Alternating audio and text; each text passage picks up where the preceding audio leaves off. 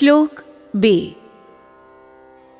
દિનેષુ યસ્ય પ્રતિમા દયાલુતા, ખલેષુ યસ્ય પ્રતિમા ક્ષમા ચ, સ્વાદેષુ યસ્ય પ્રતિમા યસંગતા, તમ સદ્ગુરુમ નિત્યમહમ નમામિ. અર્થ: દીનજનો ઉપર જેમની અજોડ દયા છે, દુર્જનો તરફ જેમની અજોડ ક્ષમા છે, અને સ્વાદને વિશે જેમને અજોડ અસંગ ભાવ છે, તે સદ્ગુરુ શ્રી રણછોડદાસજી મહારાજશ્રીને હું પ્રણામ કરું છું. દીન એટલે સ્વભાવથી રાંક મનુષ્ય, પરિસ્થિતિથી લાચાર બનેલો માણસ, ગરીબીથી પીડાતો માણસ. ગઈકાલે આપણે ભગવાનના ઐશ્વર્યનો ઉલ્લેખ કર્યો હતો. શ્રી ગુરુદેવનો પરમ ધર્મ કયો? દુઃખી અને પીડિત માનવ માત્રની સેવા. તેઓ કહેતા, ભૂખે કો અન્ન, प्यासे को पानी, नंगे को वस्त्र और रोगी को सब प्रकार की सेवा करना ही ईश्वर की सच्ची सेवा है. તેમણે આ દોહો બનાવેલો, राम नाम रटते रहो, भूखे को कुछ दो, इतने से हरि ना मिले तो बना दास से लो. દોહા, છંદ, સવૈયા, કવિત વગેરે તેઓ બના અથવા બનાદાસના ઉપનામથી રચતા. ઘણીવાર હાસ્યમાં કહેતા કે હું ખરેખર ભગવાનનો દાસ થોડો જ છું, હું તો બની બેઠેલો દાસ છું, માટે બનાદાસ. એમણે માનવ કલ્યાણ સિવાય બીજા કોઈ કામનો ઉપદેશ આપ્યો નથી. ગુરુદેવ સર્વત્ર સર્વમાં ભગવાનનો સાક્ષાત્કાર કરતા. मानस जी माटे कहता, मानस में क्या नहीं है, हमारी पारिवारिक समस्या का उसमें समाधान है.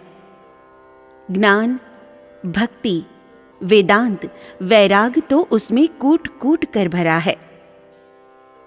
ध्यान से यदि हम पढ़े तो शायद रावण में हमें अपना प्रतिबिंब दिखेगा. रावण किसे कहा जाए? एक आदमी सत्ता के बल पर सब कुछ प्राप्त करे, मोह बस होकर, छीना जब्ती करके, दंभ, अहंकार और विश्वासघात करके 10 आदमी की रोटी अकेला हड़प कर जाए, वह रावण है. और जो अपनी रोटी किसी भूखे आदमी के मुंह में रख दे, वह राम है. कैकेयी, मंथरा, शूर्पणखा, कुंभकर्ण, शबरी आदि भी हमारे आसपास या हमारे में ही कहीं बैठे हैं. क्रोध, अभिमान, काम, लोभ, कपट, असत्य, दंभ आदि मन के रोग है. शारीरिक रोग तो हम खुद में देख सकते हैं, पर आश्चर्य यह है कि मानस रोग हमें दूसरों में नजर आते हैं. और मानस रोग की विचित्रता यही है कि ईर्ष्यालु स्वभाव हमारा खुद का होता है, पर हमें ईर्ष्या दूसरे में दिखाई देती है. निंदा या टिका हम करते रहते हैं, लेकिन हमें ये अवगुण दूसरे में नजर आते हैं. इस तरह खुद को हम निरोगी मानते हैं. मानस जी का पाठ, चिंतन, श्रवण हमें सही रास्ता बताता है. यहां तक कि गृहस्थ जीवन कैसे जीना उसकी भी समझ देता है. एक बार किसी भक्त ने मुझे फर्स्ट क्लास में बिठा दिया. गाड़ी आगे जाकर किसी छोटे स्टेशन पर रुकी. प्लेटफॉर्म पर एक मारवाड़ी भाई अपनी पत्नी और सामान के बबाल के साथ खड़े थे. उन्होंने सामान चढ़ाया, फिर खुद चढ़े. इतने में गाड़ी चल दी. भाई चिल्लाने लगे कि मेरी पत्नी तो प्लेटफॉर्म पर ही रह गई. घबराहट में बुद्धि काम नहीं करती. मैंने कहा कि जंजीर खींच दो. गाड़ी रुकी, पत्नी को डिब्बे में चढ़ा दिया. गाड़ी फिर चल दी। मैंने अब उनसे कहा कि आपने शायद रामायण नहीं पढ़ी, वरना ऐसा न होता। पत्नी के प्लेटफॉर्म पर रह जाने से रामायण का क्या संबंध है, वह उनकी समझ में नहीं उतरा। मैंने कहा कि भाई, जब गंगा नदी को पार करना था तब राम जी ने क्या किया? प्रिया चढ़ाई चढ़े रघुराई। तुम भी रघुनाथ जी का अनुकरण करके पहले अपनी पत्नी को चढ़ाकर बाद में खुद चढ़ते तो यह नौबत न आती। अंग्रेजों का लेडीज फर्स्ट तो अब आया है। मानस जी आचरण का ग्रंथ है। जो बुरा है उसे बुरा समझकर हम छोड़े और जो अच्छा है उसे अपनाकर हमारा जन्म जीवन सफल बनावे, यही रामायण जी हमें सिखाती है। श्री गुरुदेव उपासना तत्वना आटला पासाने महत्व आपता। भगवान श्री राम उपास्य देव। श्री रामचरित मानसनो आध्यात्मिक ग्रंथ तरीके स्वीकार। श्री राम नाम साधन। श्री सद्गुरु परम आधार અને શાસક ને ગુરુદેવની આજ્ઞાનું પાલન એ જ શિષ્યની યોગ્યતાનું પ્રમાણ. આજ્ઞાંકિત શિષ્યની તેઓ દરેક પ્રકારે સંભાળ લેતા. પોતાના ભક્ત કે શિષ્યમાં તેઓ હિમાલયથી પણ વધુ અડગ અને સાગરથી પણ વધુ ઊંડી શ્રદ્ધા જોવા ઈચ્છતા. આવી શ્રદ્ધાનું આ દ્રષ્ટાંત પ્રવચન દરમિયાન તેઓ ઘણીવાર આપતા. एक गुरु बाबा अपने चेले के साथ जंगल में रहते थे. रोज सवेरा होते ही वे अपने शिष्य से कहते थे, बेटा इस पेड़ पर चढ़ जा और एक बढ़िया सी मजबूत टहनी तोड़ ला. आज्ञा सुनकर चेला जी पेड़ पर चढ़ जाते थे और एक लंबी टहनी काट कर गुरु जी को देते थे. बस फिर क्या था, गुरुजी उस छड़ी को हाथ में घुमाते हुए शिष्य से पूछते कि बेटा मेरे कितने सिर है. चेला हाथ जोड़कर उत्तर देता कि बाबा जी आपका एक सिर है. तुरंत गुरुजी छड़ी से सटासट मारना शुरू करते थे. जब मारते मारते थक जाए तब थोड़ी देर सांस लेने को रुकते थे. शिष्य हाथ जोड़े खड़ा रहता था. बाबा जी गुस्से से कहते थे कि गुरु को सबकी कोटि में रखता है. चेला नम्रता से पूछता, महाराज जी आप ही बताइए गुरु जी को कितने सिर होते हैं. बाबा जी कहते कि गुरु जी को 4 सिर होते हैं. थोड़ी देर बाद फिर वही सवाल उछाल कर बाबा जी पूछते थे, बेटा गुरु के कितने सिर होते हैं. चेला कहता, गुरु जी को 4 सिर होते हैं. बस इतना सुनते ही फिर बाबा जी छड़ी से पिटाई शुरू कर देते थे और डांट कर कहते थे, झूठ बोलता है, तुझे मेरे 4 सिर दिखाई देते हैं. थक न जाए तब तक मारते रहते थे और फिर छड़ी को फेंक कर कुटिया में चले जाते थे. रोज का यही क्रम था. सुबह होते ही आज्ञा सुनकर चेला पेड़ पर से छड़ी उतारता था. वही सवाल जवाब का दौर शुरू हो जाता था. रोज करारी मार पड़ती थी और बाद में दिन की शुरुआत होती थी. एक दिन बाबा जी थक गए. चेला को पास बुलाया और सिर पर हाथ फेरकर रोने लगे. बोले, बेटा तू जीत गया, मेरी हार हुई. तूने एक बार पूछा तक नहीं कि रोज क्यों इतना मारते हो, क्यों वही सवाल रोज दोहराते हो.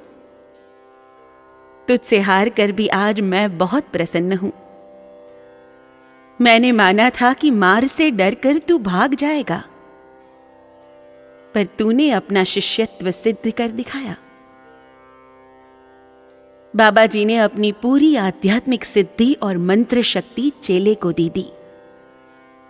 वह चेला बाद में बहुत बड़ा महापुरुष बना। મને અત્યારે એમનું નામ યાદ નથી આવતું. શ્રી ગુરુદેવ ક્યારેક કોઈક કારણસર મારા પર ખીજાઈ જતા ત્યારે હું પૂછતી, આપ નારાજ થઈ ગયા? હંમેશા એમનો એક જ જવાબ આ રહેતો कि नहीं दमू, मैं कभी नाराज नहीं होता हूं और ना ही कभी गुस्सा करता हूं. शासन को नाराजी मत समझो, ऐसी गलती तू दोबारा ना करे, इसीलिए मैं कहता हूं. बाळक बगड़ी न जाए એટલા માટે મા બાપની એક આંખમાં પ્યાર ને એકમાં શાસન શું નથી હોતા?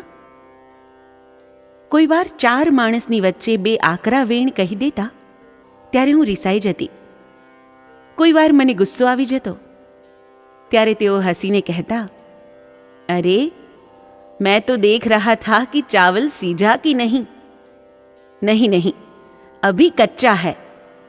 मेरे पास रहना लोहे के चने चबाना है.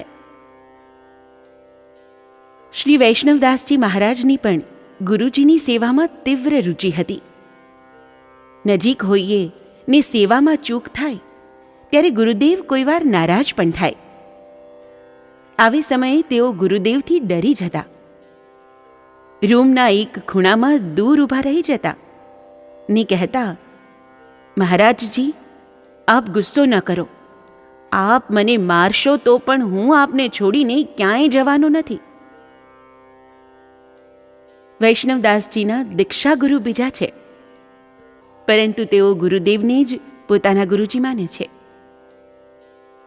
एमनी माटे गुरुदेवे पोतानी डायरीमां पूनामां वर्ष 1970 में लखावेलू, वैष्णवदास जी ने मेरी खूब सेवा की है, अतः स्थानों में उनको उतना ही अधिकार मिलना चाहिए जितना एक दीक्षित शिष्य को है. गुरुदेवनी आज्ञाનું પાલન બધા શિષ્યો આજ પર્યંત બરાબર કરે છે. મને એક શાયરની આ પંક્તિઓ યાદ આવે છે. ले सुन रख, पहले हम आशिक को अपने आजमाते हैं, सताते हैं, रुलाते हैं, हंसाते हैं, खिजाते हैं. हर एक हालत में ठीक साबुत जिसे हम पाते हैं उसे आकर के मिलते हैं, उसे अपना बनाते हैं. संतो 2 प्रकारे कृपा करे छे. एक मिठाई रूपे, अनुकूलता मळे, आनंद थाय, सुखनी अनुभूति थाय एवी मीठी कृपा. बीजी कड़वी दवाना रूपे, बीमारी दवाथी दूर थाय, प्रतिकूल परिस्थिति ऊभी करे, पोताना भक्तना अहंकार पर, स्वमान पर तीव्र चोट करीने एने ए दुर्गुणमांथी छोड़ावे. आवे समये जे शिष्य धीरज राखी शके, श्रद्धा टकावी शके, એનો બેડો પાર થઈ જાય. સત્યનારાયણની પૂજામાં પ્રસાદ શીરાનો હોય છે. એ પ્રસાદ મોઢામાં મૂકીએ ને એમાં કડવી બદામ આવી જાય તો પણ એને પ્રસાદ સમજીને આપણે ફેંકી નથી દેતા. પ્રતિકૂળતા એ પ્રસાદમાં આવતી કડવી બદામ જેવી છે. એનો સ્વીકાર શિષ્યનું સદૈવ કલ્યાણ કરે છે. दिनेषु यस्य प्रतिमा दयालुता, मानव सेवा एज प्रभु सेवा. आ सूत्रने पोतानो जीवन मंत्र बनावनार श्री गुरुदेव विषे कंई पण कहेवानो प्रसंग आवे त्यारे एमणे शुं कह्युं ए कहेवाने बदले एमणे शुं शुं कर्युं थी ज शरूआत करवी पड़े. कोरो उपदेश आपवाने बदले એમણે એવી ભાવનાઓને ક્રિયાત્મક રૂપે આચરી બતાવી. ઈસવીસન 1950થી શરૂ થયેલી અને આજ પર્યંત અવિરતપણે ચાલુ રહેલી નેત્ર યજ્ઞોની શૃંખલા એનો બોલતો પુરાવો છે. નેત્ર યજ્ઞોથી લાખો અંધજનોની નવી દ્રષ્ટિ મળી. ઓરિસ્સા અને બિહારમાં ઈસવીસન 1966-1967માં ભીષણ દુકાળ પડ્યો. એ વખતે તેઓ જાતે ત્યાં જઈને રહ્યા અને હજારો લોકોને મહિનાઓ સુધી દરરોજ ભોજન આપીને તેમના પ્રાણની રક્ષા કરી. દક્ષિણ ગુજરાતના ખંડ પ્રલય સમયે, ભરતપુરની રેલ વખતે અને મોરબીના ઘોડાપુરમાં પાયમાલ થઈ ગયેલા હજારો લોકોને અનાજ, કપડાં, વાસણો, સ્ટવ, ધાબળા જેવી જીવન જરૂરિયાતની ચીજોનું વિતરણ જાત દેખરેખ હેઠળ શિષ્યો દ્વારા કરાવ્યું. રાજસ્થાન અને ગુજરાતના દુષ્કર સમયે ઈસવીસન 1969-1970માં દરરોજ બાજરો અને સુખડી આપીને હજારો લોકોને મોતના મોઢામાંથી પાછા વાળ્યા. કોઈનામાં ધરતીકંપ થયો ત્યારે પણ તેઓ જાતે ત્યાં ગયા અને રહેવા લાયક નવા સેંકડો ઘર બંધાવી આપીને બેઘર બનેલા લોકોને પુનર્વસવાટ કરાવ્યો. કુદરતી આફતોમાં ફસાયેલા લોકો હોય કે પરિસ્થિતિથી લાચાર બનેલા ભક્તો હોય, બધાને કરુણાથી અપનાવવા અને એમને યોગ્ય સહાય પહોંચાડવી એ જ ગુરુદેવનું જીવન ધ્યેય. શ્રીમદ્ ભાગવતમાં એક શ્લોક છે, ન ત્વહમ કામયે રાજ્યમ ન સ્વર્ગમ. આ શ્લોકના આધારે શ્રી ગુરુદેવે એક પદ રચ્યું છે, प्रभु नहीं मैं शुभ गति इच्छुक, नहीं मोक्ष की मुझको साध, नहीं सिद्धि अणिमादिक चाहता, नहीं स्वर्ग में है विश्वास. यही अभिलाषा प्राणी मात्र के मानस में हो सुख आभास. भले भोग लूं कष्ट सभी के, हो उनके दुखों का नाश. મને ચિત્રકૂટનો અન્નકૂટ યાદ આવે છે.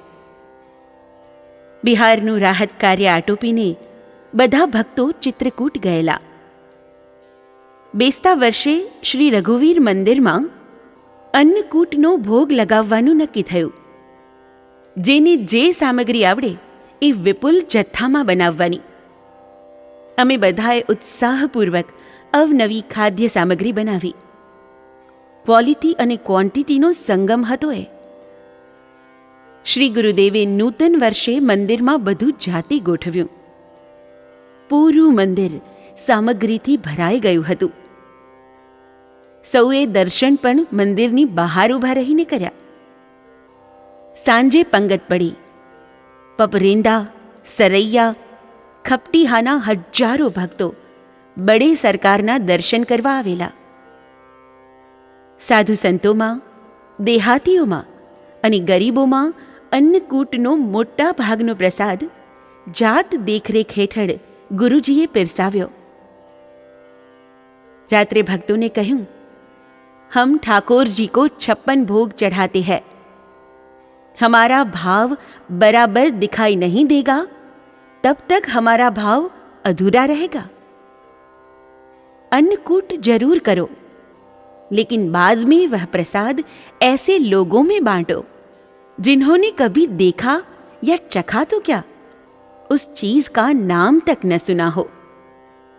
और परोसते समय पक्का भरोसा रखो कि इनके मुंह से परमात्मा खा रहे हैं. અહીં ગીતાજીનું સૂત્ર યાદ આવે છે, યો માં પશ્યતિ સર્વત્ર સર્વચમયી પશ્યતિ. જે બધામાં મને જ જુએ છે અને મારામાં સમગ્ર વિશ્વને જુએ છે તે જ સાચો ભક્ત છે. દીનતા અને શરણાગતિ ભાવ લઈને જે ભક્તો શ્રી ગુરુદેવ પાસે આવ્યા, એમના હૃદયને પણ એમણે ભાત ભાતની વાનગી પીરસી.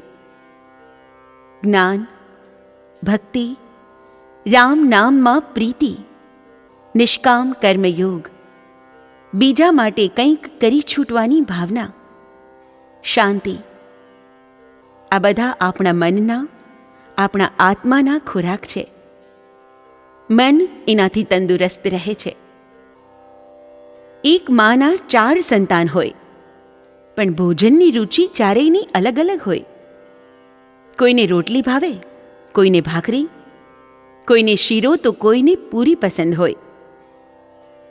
બાળકની રુચિ અને એની પાચન શક્તિ જોઈને માં એને એ પ્રમાણેનો ખોરાક આપે. શ્રી ગુરુદેવની પણ આ જ સાધના પદ્ધતિ હતી. તેઓ કોઈને સવાર સાંજ ધ્યાન પ્રાણાયામ કરવાનું કહેતા, તો કોઈને ફક્ત રામ નામ લખવાનું કહેતા. કોઈકને રોજ માનસજીનો પાઠ કરવાની સૂચના આપતા, કોઈકને નેત્રયજ્ઞની સેવા પરોપકાર કરવાનું કહેતા, તો કોઈકને વળી કહેતા કે ઘરમાં કોઈને નડો નહીં, બસ આટલું કરો તો આજ તમારું મોટું ભજન છે. ઈસવીસન 1962માં અષ્ટગ્રહોની યુતિ થયેલી. એની અશુભ અસરોથી બચવા યજ્ઞયાગ અને માનસજીના પાઠનું અનુષ્ઠાન પપરેંદા, ખપટીહામાં શ્રી ગુરુદેવના આદેશથી કરવામાં આવ્યું હતું. ખપટીહામાં એક દિવસ સવારે મનહરભાઈએ કહ્યું, બાપુ, આ દમુબહેન કહે છે કે ઘેર હોય ત્યારે એ સવારે 7 વાગે ઉઠે છે ને માળા પૂજા પાઠમાં નાહીને ફક્ત 10 મિનિટ સુધી તમારા ફોટા સામે આંખો બંધ કરીને બેસે છે. તો પછી તમે કેમ એમના પર આટલી કૃપા કરો છો ને એમને તમારી પાસે રાખો છો? મારા પર અમી દ્રષ્ટિ નાખીને શ્રી ગુરુદેવે જવાબ આપ્યો, મનહર, मेरी सेवा ही इसका भजन है. ગુરુદેવની સેવામાં મને અતિ આનંદ આવતો. ભૂખ, તરસ, ટાઢ તડકો, ઊંઘ જાગરણ કંઈ ખબર ન પડતી. તેઓ સાક્ષાત બિરાજતા હતા ત્યારે માનસજીનો પાઠ મેં ફક્ત 1 વાર કરેલો, પણ કંઈ સમજાયું નહીં એટલે એને પૂજા સ્થાનમાં ગોઠવી દીધેલું. ઈસવીસન 1971માં માનસજીના પાઠનું પહેલી વાર અનુષ્ઠાન કર્યું ત્યારે નવધા ભક્તિ પ્રસંગમાં આવ્યું, ગુરુ પદ પંકજ સેવા તીસરી ભક્તિ અમાન. ત્યારે મને ખપટીહામાં કહેલા વાક્યનો અર્થ સમજાયો હતો. જીવનમાં આપણે જોઈએ અને જાણીએ છીએ કે 2 જણને એક સાથે તાવ આવ્યો હોય તો વૈદ્ય કે ડૉક્ટર બંનેના નાડી પરીક્ષણ અથવા લોહી પરીક્ષણ કર્યા બાદ બંનેને અલગ અલગ દવા આપે છે અને તો જ એ અસર પણ કરે છે. સાધન ભજનનું પણ એવું છે. એમાં દેખાદેખી બિલકુલ ન ચાલે. ભક્તિ આપણી રુચિ અને ક્ષમતા જોઈને કરીએ તો એમાં સફળતા મળે છે. કોઈક અઠવાડિયામાં 3 ઉપવાસ કરતા હોય ને એનું જોઈને આપણે ઉપવાસ શરૂ કરીએ તો સાંજ પડે ત્યારે આપણને ચક્કર આવવા માંડે. ભક્તિ ઉપરથી ન લાદી શકાય. એની માટે ગુરુકૃપા અને આપણી લગન જરૂરી છે. ભક્તિનું ઝરણું જ્યારે હૃદયમાં ફૂટે છે ત્યારે એ જીવને પરમાત્માની એકદમ નજીક પહોંચાડી દે છે. આપણે બધા જાણીએ છીએ તેમ શ્રી ગુરુદેવનું પ્રાગટ્ય સદીઓ પહેલાંની એક કાર્તિક શુક્લ ચતુર્થીને દિવસે મધ્યપ્રદેશના એક નાનકડા ગામ બાયફલમાં થયું. પિતા મહારાષ્ટ્રીયન દેશસ્થ બ્રાહ્મણ, દાદાજી ગ્વાલિયર સ્ટેટના રાજ્યગુરુ અને પિતા પોલીસ ખાતામાં વડા હતા. બાળપણનું નામ રામરાવ. 4 ભાઈ ને 1 બહેનનો પરિવાર હતો. એમના બાળપણનો એક હળવાશભર્યો પ્રસંગ છે. એકવાર ગુરુદેવને ત્યાં એક અત્તર વેચવાવાળો આવ્યો. ગઈકાલે અમે રંગજીના મંદિરમાં ઝૂલાના દર્શન કરવા ગયેલા. પૂજારીજીએ બધાને પ્રસાદ રૂપે અત્તરના પૂમડા આપ્યા ત્યારે મને આ પ્રસંગ યાદ આવ્યો. ગુરુદેવને ત્યાં જાત જાતના અત્તરની ખરીદી થઈ. ઘર આખું સુગંધથી મહેકી ઉઠ્યું. એમના માએ સાચવીને બધી શીશીઓ કબાટમાં ગોઠવી દીધી. 7-8 વર્ષના બાળક રામરાવને થયું કે આની સુગંધ આટલી મીઠી અને દિલો દિમાગને તર કરી મૂકે એવી છે તો આનો સ્વાદ કેવો સરસ હશે. બપોરના સમયે તેઓ ચૂપચાપ રસોડામાં ગયા. ડબ્બામાંથી એક રોટલી લીધી, કબાટ ખોલ્યો, અત્તરની શીશી કાઢી રોટલી પર માખણની જેમ અત્તર લગાવ્યું, એનો રોલ બાળ્યો, પછી મજેથી મોઢામાં મૂક્યો. પણ મૂકતા જ મોં કડવાશથી ભરાઈ ગયું. સુગંધ ઘર આખામાં પ્રસરી ગઈ હતી, તેથી સૌ ત્યાં દોડી આવ્યા. આ પ્રસંગને યાદ કરીને ગુરુદેવે કહ્યું, जब सबको इस बात का पता चला कि मैं इत्र का स्वाद लेने बैठा था, तब सब खूब हंसे थे.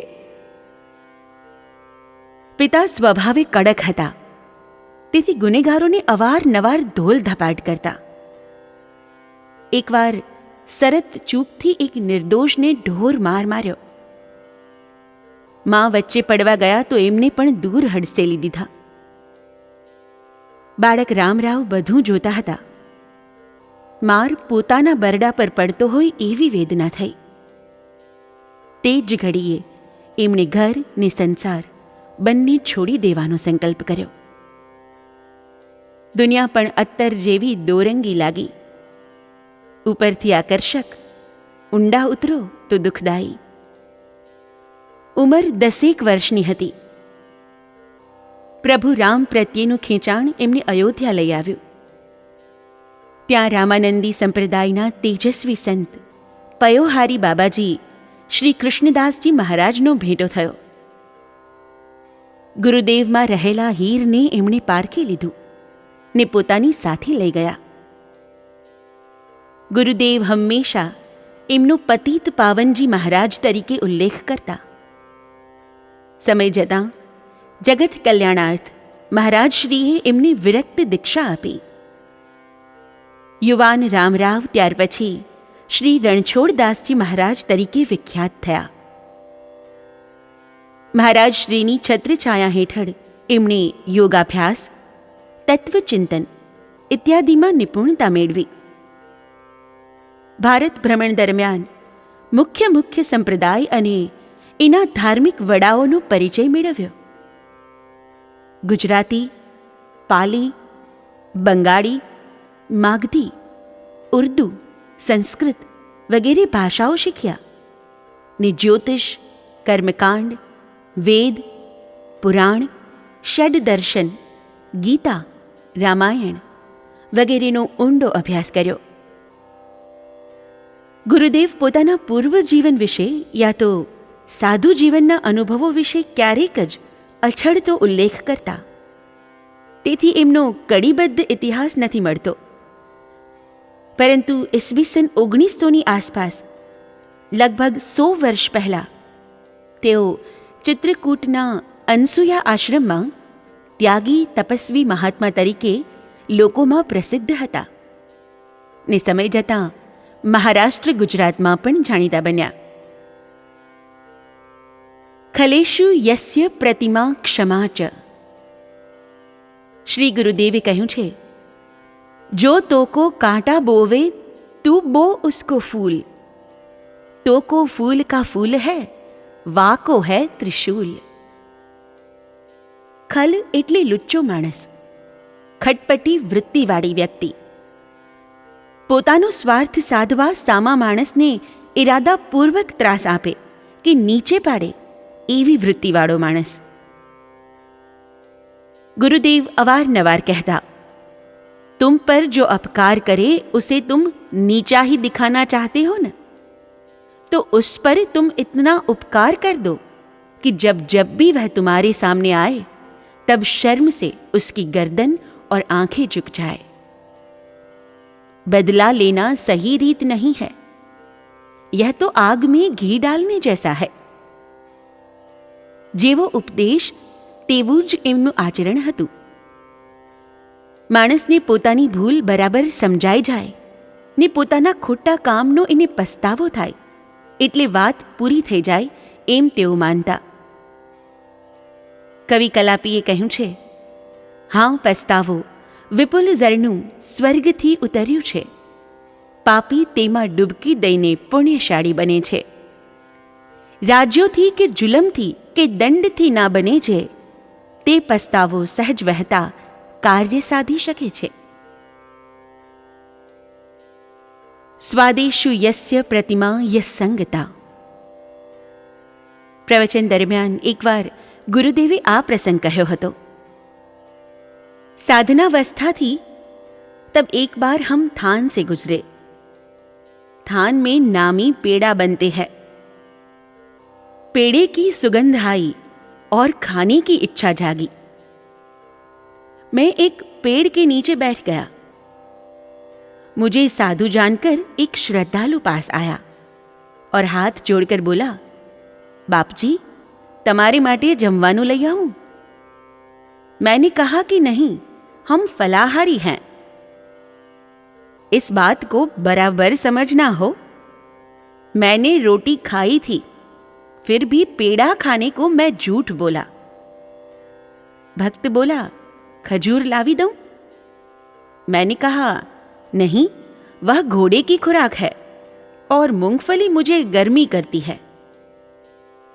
तब उसने कहा, तमे कहो ते हूं लावी दूं. मैंने जवाब दिया, हम पेड़ा खाएंगे. पेड़ा खाने को तो मैं फलाहारी बना था.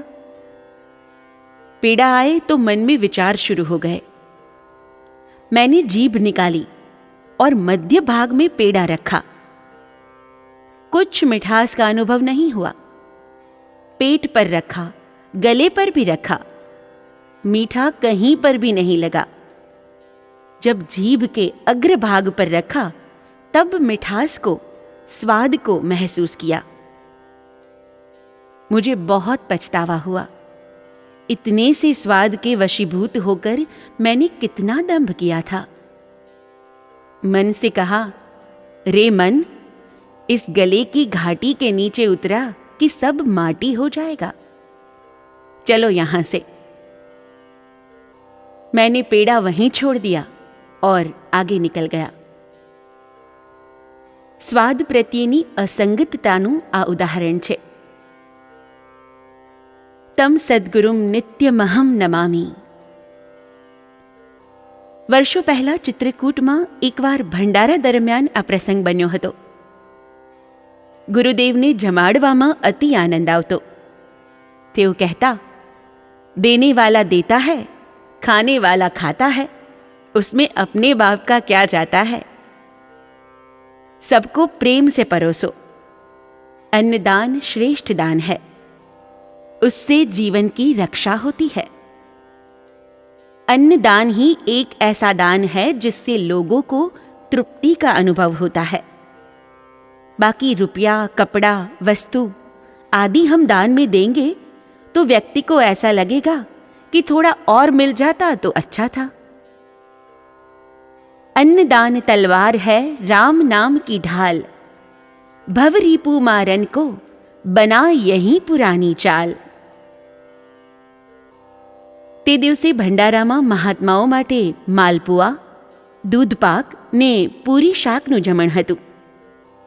સાધુઓમાં ધોળી દાળ ને કાળી રોટી તરીકે આ જમણ જાણીતું છે. સાધુઓની પંગત પતી ગયા પછી 25 મહાત્માઓની એક જમાત ઓચિંતી આવી ચઢી. રસોઈ 2-3 મહાત્માઓની થાય એટલી જ વધી હતી. ભક્તો ચિંતામાં પડ્યા. ના તો કહેવાય નહીં. ગુરુદેવે બધા મહાત્માઓને આદરથી પોતાની ગુફાની બહાર બેસાડ્યા. હરિચરણદાસજી મહારાજને બોલાવીને કહ્યું કે તમે રામઘાટ પર જાઓ અને જેટલી મળે એટલી મીઠાઈ ખરીદીને જલ્દી પાછા આવો. ત્યારે ચિત્રકૂટથી સીતાપુરનો 1.5-2 માઇલનો કાચો રસ્તો પગપાળા કાપવો પડતો. આવવા જવામાં ને 2-4 દુકાનેથી મીઠાઈ ભેગી કરવામાં 1.5-2 કલાક નીકળી ગયા. એમને આવતા ખાસ્સી વાર થઈ. આ બાજુ સાધુઓ જવા માટે ઉતાવળા થયા. તેથી ગુરુદેવ ભંડાર ઘરમાં ગયા. એક સફેદ કોરું કપડું મંગાવ્યું અને જે રસોઈ વધેલી એના પર ઢાંકી દીધું. બાજુમાં ઘીનો દીવો કર્યો. ત્યારબાદ એમણે મહાત્માઓની પંગત બેસાડી ને જાતે સૌને પીરસવા માંડ્યા. બધા જ સાધુઓએ ભરપેટ ભોજન કર્યું. તૃપ્તિનો ઓડકાર ખાધો ને સીતારામ બોલીને સૌ જવા માટે ઉઠ્યા. એમની વિદાય પછી ભક્તો રસોડામાં ગયા. રસોઈ પરથી કપડું હટાવીને સૌએ જોયું તો 2-3 સાધુઓ જમી શકે એટલી રસોઈ હજુ વાસણોમાં બચી હતી. સીતાપુરથી આવેલી મીઠાઈ સાંજે કુંડ પરના સાધુઓને પીરસી દીધી. આવા અનેક પ્રસંગો મેં કેટલી વાર નજરે જોયા છે. ચિત્રકૂટમાં ઈસવીસન 1961માં રઘુવીર મંદિરમાં શ્રી યુગલ સરકારની પ્રાણ પ્રતિષ્ઠા વિધિનો મહોત્સવ હતો. ચૈત્ર સુદ રામનવમીને દિવસે મંદિરમાં બધી વિધિ થવાની હતી. ઉપરાંત ચૈત્ર નવરાત્રિ હોવાથી માનસજીના નવાહન પાઠનું અનુષ્ઠાન પણ હતું. તેથી અગણિત શિષ્યો અને દેહાતીઓ ચિત્રકૂટ પહોંચ્યા હતા. એકમને દિવસે ભંડારા માટે ગુરુદેવે બુંદીના લાડવા બનાવડાવ્યા ને મંદિરની સામે જ પ્રવીણ કુટીર છે એનો છેવાડેનો નાનો રૂમ ધોવડાવીને લાડુ એમાં મુકાવ્યા. નાનો રૂમ અર્ધો લાડુથી ભરાઈ ગયો. ગુરુદેવે એના પર સફેદ કપડું ઢાંક્યું ને બાજુમાં અખંડ દીવો રખાવ્યો. સાધુઓ માટે, મહેમાનોની વિદાય માટે કે દેહાતીઓની પંગત માટે લાડવા જોઈએ ત્યારે અમે લોકો રૂમનું તાળું ખોલતા ને કપડાં નીચે હાથ સરકાવીને લાડુઓની થાળીઓ ભરતા. છેક હનુમાન જયંતી સુધી આ ક્રમ ચાલ્યો. બીજે દિવસે જાનકી કુંડ છોડવાનું હતું. જયંતીને દિવસે સાંજે ગુરુદેવ કુટીરમાં ગયા. લાડુના ઢગલા પરથી કપડું હટાવ્યું ને ભક્તોને પ્રસાદ આપવાનું શરૂ કર્યું.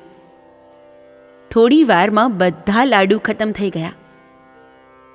પહેલે દિવસે હતો એટલો જ મોટો લાડુનો ઢગલો 2-3 કલાકમાં ખતમ થઈ ગયો. લગભગ 24 કે 25 વર્ષ પહેલાં હરિદ્વારમાં કુંભ મેળો હતો. એમાં સ્નાન કરવા માટે હું ને પાર્વતીબહેન ત્યાં ગયેલા. અમારો ઉતારો ગુજરાતી સમાજમાં હતો. બિલ્ડિંગના બીજા માળના હોલમાં પ્રેમ ભિક્ષુજી મહારાજ નામના એક મહાત્માનો ઉતારો હતો. રાજકોટના રાણી સાહેબ અને એમના નણંદ કુંભ મેળામાં આવેલા. એમના નણંદના સાસરિયા એ મહારાજને બહુ માનતા હતા. ભજનાનંદી સંત હતા. અમે એમના દર્શન માટે ગયા ત્યારે રાણી સાહેબ ત્યાં બેઠા હતા. ગુરુદેવની શિષ્યા તરીકે એમણે મહારાજને અમારો પરિચય આપ્યો. ગુરુદેવનું નામ સાંભળીને એ મહાત્માએ ભાવ વિભોર સ્વરે કહ્યું કે મેં ચિત્રકૂટમાં એમના દર્શન કરેલા. માં અન્નપૂર્ણા એમને હાજરા હજૂર હતા. ગુરુદેવે હનુમાનધારા પાસે આવેલા કોટી દેવાંગના નામક સ્થાનમાં રહીને 12 વર્ષ સુધી આકરી તપશ્ચર્યા કરી હતી. માએ પ્રસન્ન થઈને ત્યારે એમને વરદાન આપેલું. હું નાનપણમાં ચિત્રકૂટ ગયો ત્યારે ગુરુદેવ ત્યાં હતા.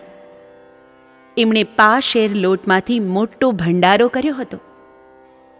એ ભંડારામાં મેં એમના હાથનો પ્રસાદ ખાધો હતો.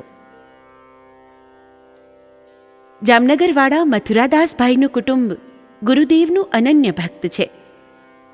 એમના પત્ની વાલીમાને પરસોત્તમ મહિનાનું અતિ મહાત્મ્ય. તેઓ પરસોત્તમ મહિનામાં રોજ વિષ્ણુ સહસ્ત્ર નામનો પાઠ કરે ને 1000 તુલસીપત્ર ભગવાનની છબી પર ચડાવે. વાસુભાઈ રોજ પાન લઈ આવે. એક દિવસ બજારમાં ક્યાંય તુલસીપત્ર ન મળ્યા. વાલીમાનો જીવ બહુ કોચવાયો. મથુરાદાસભાઈને કહે કે તમે ગમે ત્યાંથી પાન લઈ આવો. ખૂબ તપાસ કરવા છતાં પાન ન મળ્યા. મથુરાદાસભાઈએ એમને સમજાવવાની કોશિશ કરી કે તમે વિધિ ઉપર આટલું જોર ન દો. માનસિક પૂજા કરીને પાન ચડાવી દો. છતાં મન ન માને તો કાલે 2000 તુલસીપત્ર ચડાવી દેજો. બંને વચ્ચે ખૂબ રકઝક થઈ. વાલીમાં ગુરુદેવની છબી પાસે બેસીને ખૂબ રડ્યા.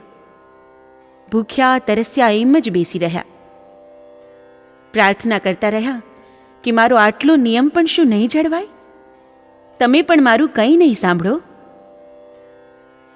પાન ન ચડાવી શક્યાનું દુઃખ મનમાં ભરીને એમની રાત વિતાવી.